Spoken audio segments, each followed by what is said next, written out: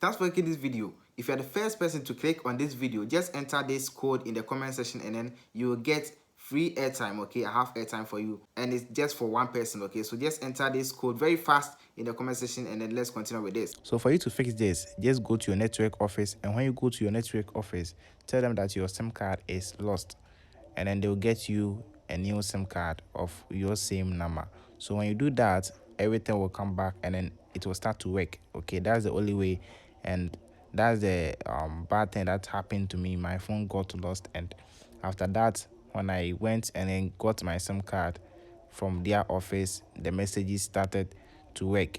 Every time I send a message, it starts to go through. So that's the only way that I think it can fix this. Get a new SIM card, and that's all. Thanks for watching. See you again. Bye for now. Check on the screen for more videos.